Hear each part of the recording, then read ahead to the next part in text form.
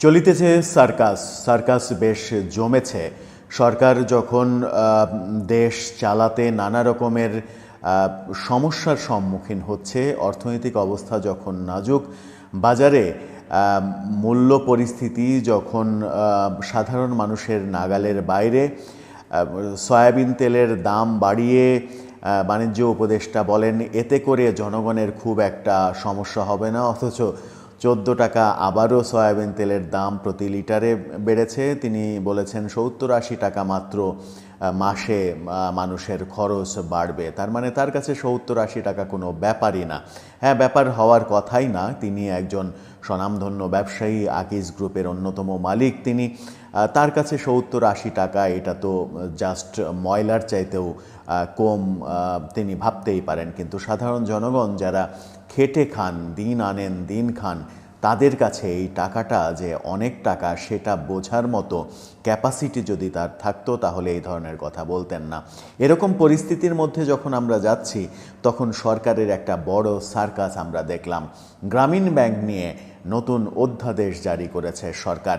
সেই অধ্যাদেশে সরকারের ইনকাম কমেছে, অনেক ইনকাম কমেছে। 15%, শতকরা 15 টাকা ইনকাম কমে গেছে সরকারের।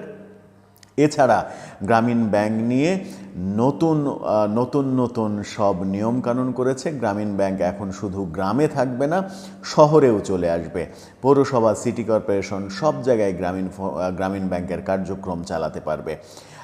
ডক্টর ইউনূস সরকারের প্রধান হয়েছেন কি নিজের ভাগ্য উন্নয়নের জন্য, নিজের ভাগ্য পরিবর্তনের জন্য? এই প্রশ্নটা অনেক দিন আগে থেকেই চর্চিত হচ্ছিল। এখন সেটা আরও মারাত্মক রূপ নেবে, এটা বলাই বাহুল্য। সেই আলোচনাই করবে এই ভিডিওতে। থাকবেন পলিটিক্স টিভির নিয়মিত আয়োজনে।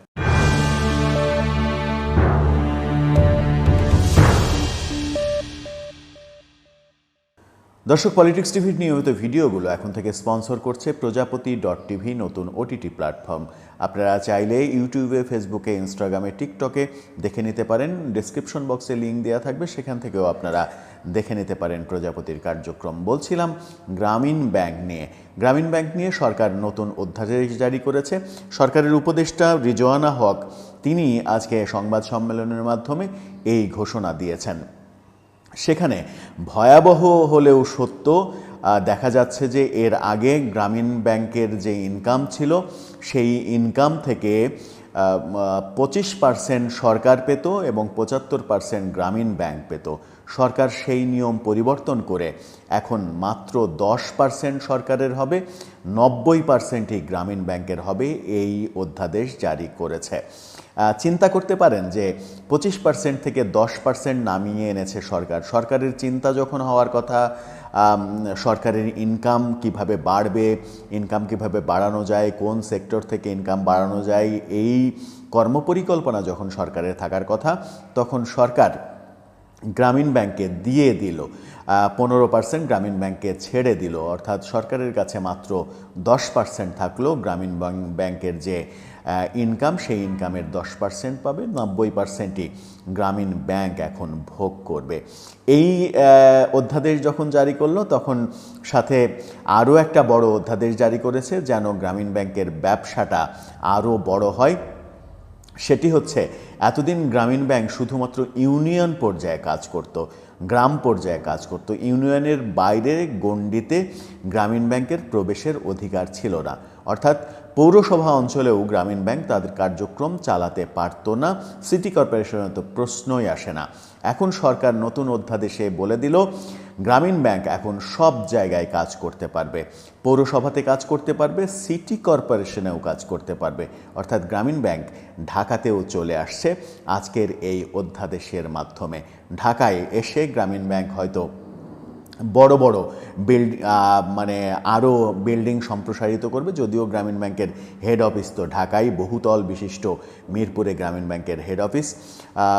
ঢাকায় কার্যক্রম শুরু হলে গ্রামীণ ব্যাংক অন্য ব্যাংকগুলোকে ছাপিয়ে নতুন নতুন নানা ধরনের ব্যবসা যে শুরু করবে, এটা এখন দিনের আলোর মতো পরিষ্কার। অধ্যাদেশে আরও কিছু ছোট ছোট বিষয় রয়েছে, গ্রামীণ ব্যাংকের নেতৃত্বে কারা আসবেন এই ধরনের বিষয় রয়েছে। সেখানেও সরকারের যে কর্তৃত্ব ছিল সেই কর্তৃত্ব আর থাকছে না, গ্রামীণ ব্যাংকের উপরে ছেড়ে দেওয়া হচ্ছে।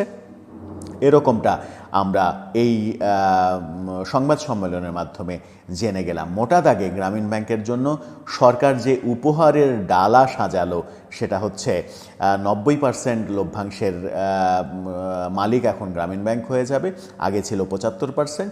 আর গ্রামীণ ব্যাংকের সবথেকে বড় লাভটা আরও যেটা হবে সেটা হচ্ছে পৌরসভা, সিটি কর্পোরেশন সব জায়গাতে গ্রামীণ ব্যাংক তার শাখা বিস্তার করতে পারবে, অর্থাৎ ব্যবসা প্রায় কয়েক গুণ বেড়ে গেল এখন গ্রামীণ ব্যাংকের।